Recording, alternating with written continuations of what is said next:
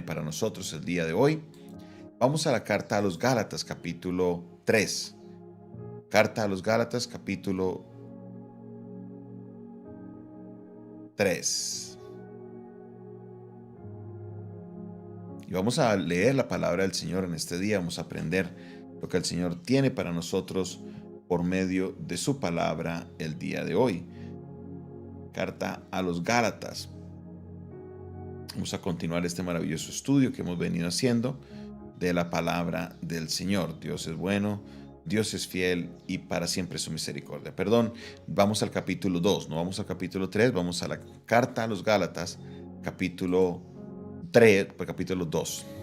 Carta a los Gálatas, capítulo 2. Y vamos a leerlo desde el versículo 17 en adelante. Gálatas capítulo 3, versículo 17 en adelante. Dice la palabra de Dios: y si buscando ser justificados en Cristo, también nosotros somos hallados pecadores, ¿es por eso Cristo ministro de pecado?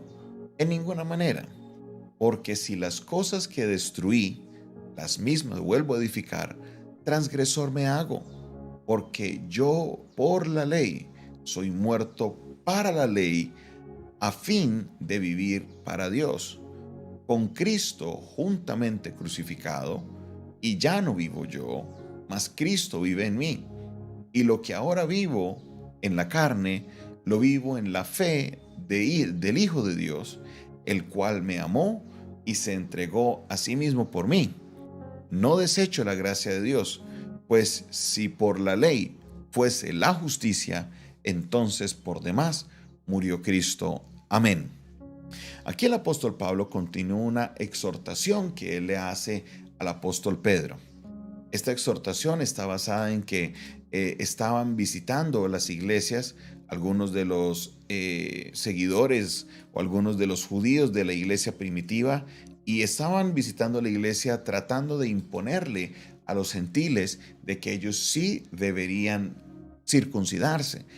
Y esto era algo que el apóstol Pablo estaba diametralmente opuesto por varias razones. Primera de ellas es porque ellos ya lo habían hablado en el Concilio de Jerusalén, y allá en el Concilio de Jerusalén Dios, por medio del Espíritu Santo y por medio de los apóstoles Jacobo, Juan y Pedro, que estaba ahí presente, habían llegado a la conclusión que a los gentiles no se les pediría ser circuncidados, porque esto era solamente para los que habían nacido siendo judíos. Ahora, teniendo esto en cuenta, es bien importante que entendamos que el apóstol Pablo sale con esta información y con Bernabé y van a visitar a las iglesias, pero se encuentran con Pedro, allá en Antioquía. Entonces, estando allá con Pedro, Pablo notó de que Pedro, mientras estaba solo, mientras no tenía a los discípulos de Jacobo, no había problema. Él estaba bien con los gentiles.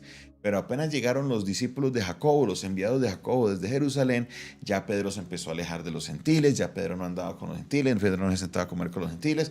Entonces Pablo lo exhorta y empieza a hablarle por qué razón sucede esto, si la justificación no es por las obras, sino que la justificación es por Cristo, por la fe en Cristo. O sea, ya no son las obras de la ley las que me van a llevarme a justificar. Mire lo que dice el apóstol Pablo ahí, arranca diciendo, mire, y si nosotros somos justificados en Cristo, también nosotros somos hallados pecadores. En otras palabras, todavía nosotros tenemos ese pecado en nosotros. Entonces, por esa razón, Cristo es ministro de pecado. De ninguna manera. Entonces, Pablo le dice a Pedro, mire, yo destruí todo eso que tenía atrás de pensamiento porque Dios envió a su Hijo como cumplimiento de toda la promesa, y estamos en este nuevo pacto.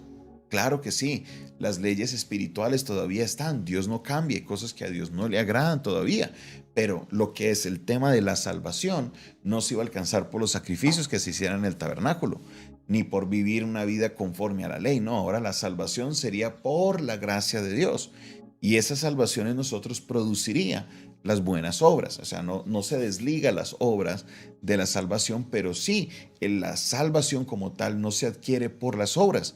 Es necesario que entendamos eso, porque entonces si lo hago por las obras, digo que la obra de Cristo fue en vano, y es lo que termina diciendo el apóstol Pablo. Dice, no desecho la gracia de Dios, Porque si fuese por la ley y la justicia, si fuera por las obras de la ley, entonces por demás murió Cristo. Con Cristo, dice el versículo 20, este es un versículo maravilloso. Con Cristo estamos juntamente crucificados.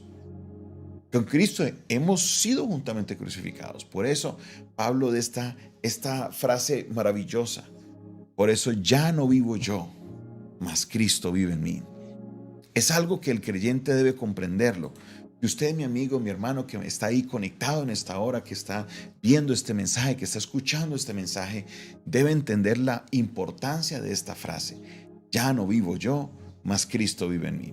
Esto no quiere simplemente decir que porque usted hizo una oración de fe y aceptó a Cristo en su corazón, ya Cristo vive en usted. No, Cristo vive en usted en el sentido de que lo que hizo Cristo se demuestra en mí. En otras palabras, si alguien me ve a mí, no debe verme a mí, sino que debe ver a Cristo en mí, porque ya no vivo yo, sino que el que vive en mí es Cristo. ¡Aleluya! Ya no vivo yo, mas Cristo vive en mí. Entendamos esto. Cuando la gente vea a Cristo en mí, es cuando Cristo vive en mí. Cuando ellos vean en mí, deben ver las obras de Cristo, deben ver la compasión de Cristo, deben ver el amor de Cristo, deben ver el comportamiento de Cristo. Si no lo ven, entonces Cristo no está viviendo en mí. Sigo viviendo yo, siguen viviendo las cosas que yo hacía, siguen viviendo todas las obras que yo hacía antes. Por eso, cuando Cristo viene a nuestra vida, debe haber una transformación. Ya no vivo yo, mas Cristo vive en mí. Cuando la gente me ve a mí, debe ver a Cristo. Si no están viendo a Cristo, debes evaluarte. ¿Qué es lo que estás haciendo? ¿Por qué tu testimonio no refleja el amor de Cristo o el hecho de que Cristo vive en ti? Mis hermanos, es cierto, no somos salvos por obras, ni somos justificados por las obras de la ley, pero una vez yo recibo esa salvación, una vez yo recibo la justificación, como lo dice en la carta a los Efesios, no somos salvos por obras, pero sí somos salvos para buenas obras, que el mundo pueda ver a Cristo en mi vida. Así que, mi hermano, autoanalízate, haz una reflexión el día de hoy. ¿Será que el mundo, cuando me ve a mí, ve a Cristo en mi vida? Y si la respuesta es no, entonces empieza a tomar las decisiones para que el mundo pueda decir que cuando te vean a ti, ven el reflejo de Cristo. Padre Celestial, gracias te doy por este día. Gracias te doy por tu palabra. Gracias, Señor, porque tu palabra, Señor, nos habla cada día y podemos ver, Señor, tu Espíritu Santo obrando en nosotros. Gracias, Señor, porque sé que en este día le has hablado a muchas personas que están ahí, Señor, conectadas a este programa. Te pido, te ruego, Señor, de que hagas tu obra maravillosa en ellos y que ellos puedan declarar, como lo hizo el apóstol Pablo, que ya no vive en ellos, sino que tu Hijo Jesucristo vive en nosotros. Padre Celestial, nos encomendamos a ti, nos sometemos a ti. Queremos, Señor, que el mundo pueda ver en nosotros el reflejo de Jesucristo. En el nombre de Jesús. Amén, amén y amén. Esta fue una producción del Departamento de Comunicaciones del Centro de Fe y Esperanza, la Iglesia de los Altares, un consejo oportuno en un momento de crisis. Si a usted le interesa escuchar más de nuestro ministerio, te puedes contactar con nosotros al 316-617-7888, que es la línea personal que tenemos para que usted pueda escribirnos, pueda llamarnos y estamos para atenderle. Se despide de ustedes su pastor amigo Jonathan Castañeda y les deseo una maravillosa mañana en la presencia del Señor. Dios les bendiga. Feliz mañana para todos.